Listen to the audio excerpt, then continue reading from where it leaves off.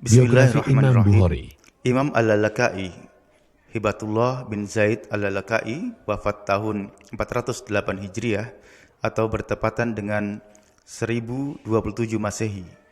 Beliau adalah seorang ulama di kota Baghdad. Beliau telah meriwayatkan dengan sanad yang sampai kepada Imam Bukhari. Imam Bukhari, beliau bernama Muhammad bin Ismail bin Bardizbah, lahir tahun 194 Hijriah atau 810 Masehi.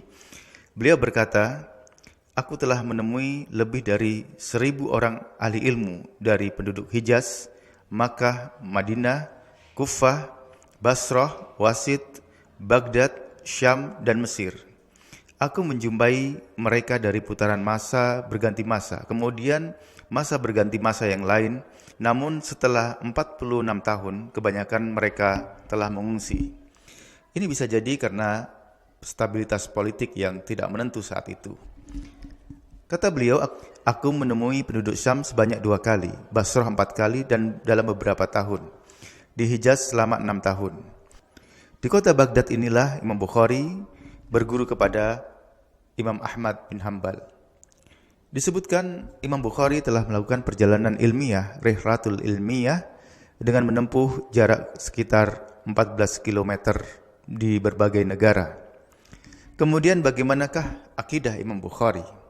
Kata beliau, saya tidak mengetahui seorang pun dari mereka, yakni lebih dari 1000 guru, berselisih terhadap perkara-perkara akidah di bawah ini. Yang pertama, sesungguhnya agama adalah ucapan dan perbuatan. Yang kedua, Al-Quran adalah kalamullah, bukan makhluk. Yang ketiga, mereka tidak mengkafirkan pada seorang pun dari ahli kiblat karena perbuatan dosa. Ahli kiblat yang dimaksud di sini adalah kaum muslimin dan mukminin yang telah bersyahadat dan menjalankan salat menghadap ke kiblat. Beliau menukil ayat firman Allah Subhanahu wa taala, "Innallaha la yaghfiru ayyushraka bihi wa yaghfiru ma duna dzalika liman yasha."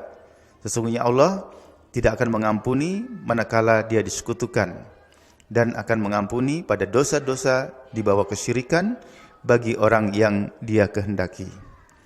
Yang keempat, kata beliau, dan aku tidak mengetahui seorang pun dari mereka yang mencela para sahabat Rasulullah sallallahu alaihi wasallam.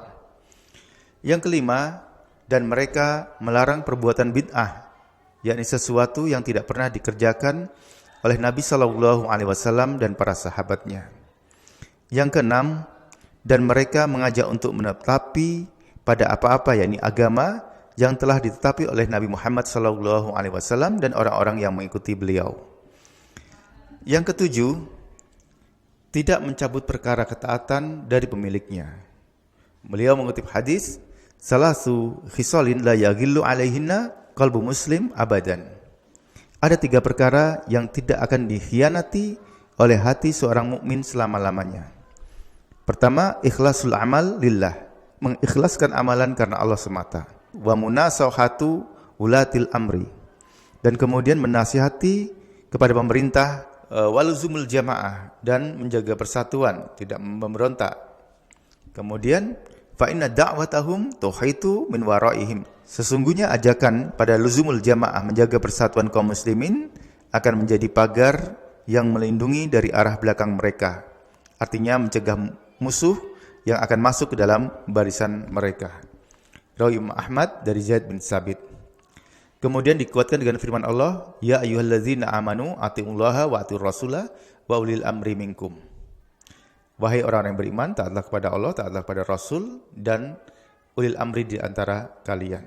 Kemudian dalam catatan Imam Bukhari, kita ketahui hidup pada masa kekhalifahan Abbasiyah pertama, mulai dari Al-Amin bin Harun Ar-Rasyid, kemudian Ma'mun, kemudian Mu'tasim Billah, dan kemudian di masa Al-Wasik Billah, umur beliau saat itu 38 tahun, dan di masa inilah Imam Bukhari menyelesaikan kitab sahihnya.